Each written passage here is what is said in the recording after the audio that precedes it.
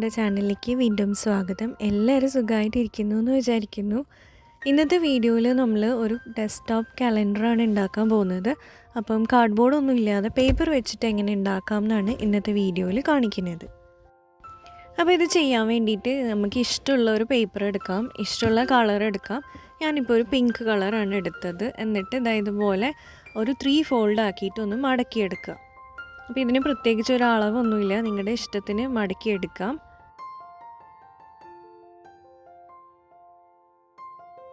ഈ 3 ഫോൾഡ് ഒന്ന് സെക്യൂർ ആക്കാൻ വേണ്ടിയിട്ട് നമുക്ക് ഗ്ലൂ വെച്ചിട്ടൊന്ന് സ്റ്റിക്ക് ചെയ്ത് കൊടുക്കാം.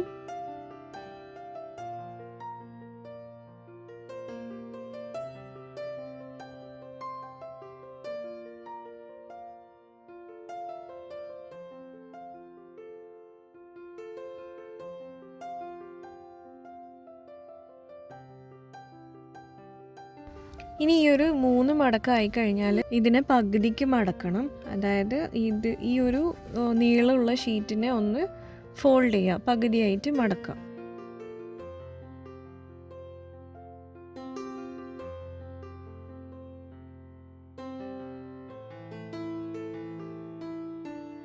അപ്പോൾ ഈ ഒരു മടക്കും കൂടെ ആക്കി കഴിഞ്ഞാൽ ഇതുപോലെ ഇങ്ങനെ ഓപ്പൺ ചെയ്യാൻ പറ്റുന്ന ഒരു ഇതാണ് കിട്ടുക. ഇനി നമ്മളെ സ്കെയിലിൻ്റെ ഒരു അളവ് വെച്ചിട്ട് ഞാൻ ഇതിനെ ഒന്ന് മടക്കാനാണ് പോകുന്നത്. അപ്പോൾ താഴെ ഇതുപോലെ 2 സൈഡിലും ഒരു ഫോൾഡ് വരും. ഇനി ആ 2 ഫോൾഡ് ഉള്ളിലേക്ക് ആക്കിയിട്ട് നമ്മളിതൊന്ന് ഒട്ടിച്ചു കൊടുക്കുക. അപ്പോൾ നമുക്കൊരു സ്റ്റാൻഡിങ് ആയിട്ടുള്ള ഒരു ട്രയാങ്കിൾ കിട്ടും.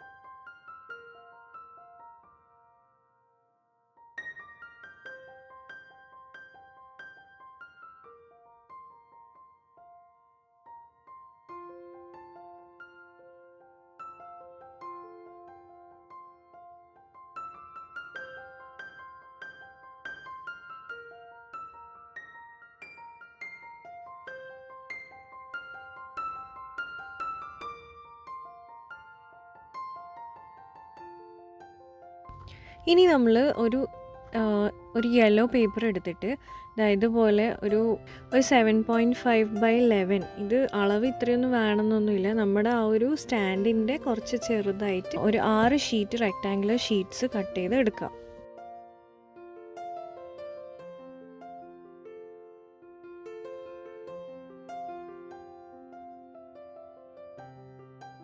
ഇനി നമ്മൾ വേറൊരു കളറ് ഇതുപോലെ ഒരു സ്ട്രിപ്പ് കട്ട് ചെയ്തിട്ട് ഇതിൻ്റെ ഈ എഡ്ജിൽ ഇതുപോലെ ഒന്ന് ഒട്ടിച്ചു കൊടുക്കണം. അപ്പോൾ ഫുള്ളായിട്ട് ഒട്ടിക്കാൻ പാടില്ല, താഴെ മാത്രം ടച്ച് ആവുന്ന രീതിയിൽ വേണം ഒട്ടിച്ചു കൊടുക്കാൻ വേണ്ടിയിട്ട്. അപ്പോൾ ഈ കളേഴ്സൊക്കെ നിങ്ങൾക്ക് ചൂസ് ചെയ്യാം. ഇനിയിപ്പോൾ വൈറ്റ് മാത്രമാണ് യൂസ് ചെയ്യുന്നതെങ്കിൽ വൈറ്റ് പേപ്പർ മാത്രം വെച്ചിട്ടും ഇത് ചെയ്തെടുക്കാവുന്നതാണ്.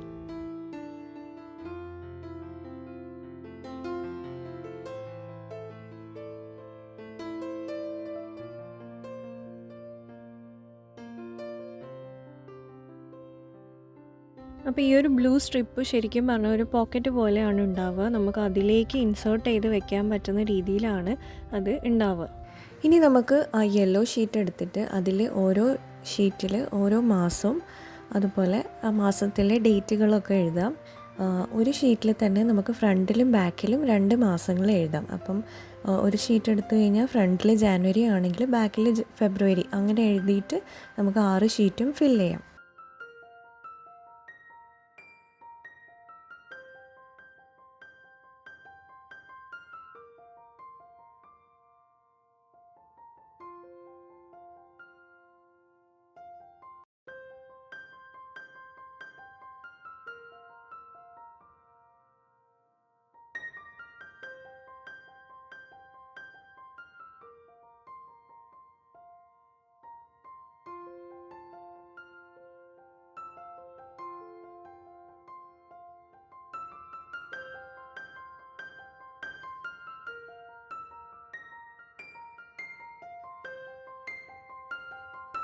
ഡേറ്റ്സൊക്കെ എഴുതാനൊക്കെ നമുക്ക് ഡിഫറെൻറ്റ് കളേഴ്സൊക്കെ യൂസ് ചെയ്യാം. ഞാൻ ബ്ലാക്കിൽ തന്നെയാണ് എല്ലാം എഴുതുന്നത്.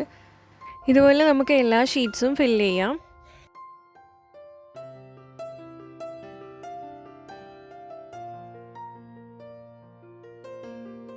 ഇനി നമുക്ക് ആ ബ്ലൂ സ്ട്രിപ്പിൻ്റെ മേലെ ഇഷ്ടം പോലെ ഡെക്കറേറ്റ് ചെയ്യാം. ഞാനിപ്പോൾ ജസ്റ്റ് 2022 എന്ന് മാത്രമേ എഴുതുന്നുള്ളൂ. പിന്നെ ഒരു സ്മൈലി ഫേസാണ് വരയ്ക്കുന്നത്.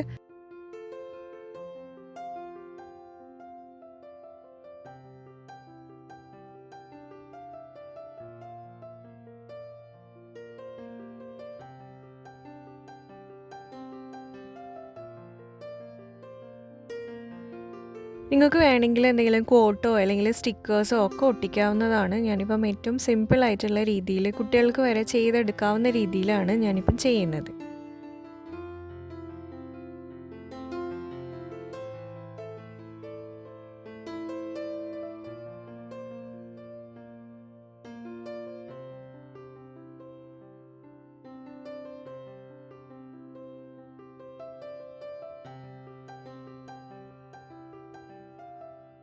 അപ്പോൾ ഇതാ നമ്മുടെ കാലണ്ടർ ഏകദേശം റെഡി ആയിട്ടുണ്ട്. ഇനി നമുക്ക് ഈ മന്തിൻ്റെ മന്തിൻ്റെ ഷീറ്റ്സൊക്കെ നമുക്ക് ഇതിലേക്കൊന്ന് ഇൻസേർട്ട് ചെയ്ത് കൊടുക്കാം.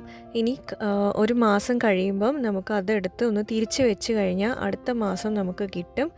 അപ്പം ഇത്രയേ ഉള്ളൂ നമ്മുടെ വീഡിയോ. വളരെ ഈസി ആയിട്ട് സിമ്പിളായിട്ട് ചെയ്തെടുക്കാം. എല്ലാവരും ട്രൈ ചെയ്ത് നോക്കണം. ന്യൂ ഇയർ ഒക്കെ അല്ലേ, അപ്പം നമുക്ക് ഡെസ്കിൽ തന്നെ ഒരു കാലണ്ടറൊക്കെ ഉണ്ടാക്കി വെച്ച് കഴിഞ്ഞാൽ നമുക്കും എന്താ പറയുക, എല്ലാം ഷെഡ്യൂൾ ചെയ്യാനും ഒക്കെ എളുപ്പമായിരിക്കും. അപ്പോൾ അത്രയേ ഉള്ളൂ ഇന്നത്തെ വീഡിയോ ഇഷ്ടമായിട്ടുണ്ടെങ്കിൽ ലൈക്ക് ചെയ്യാനും ഷെയർ ചെയ്യാനൊന്നും മറക്കരുത്. അഭിപ്രായങ്ങൾ കമൻറ്റ് ചെയ്യുക. അപ്പോൾ നമുക്കിനി വേറൊരു വീഡിയോയിൽ കാണാം. ഈ തരുന്ന സപ്പോർട്ടിനൊക്കെ ഒരുപാട് നന്ദിയുണ്ട്. Thank you so much.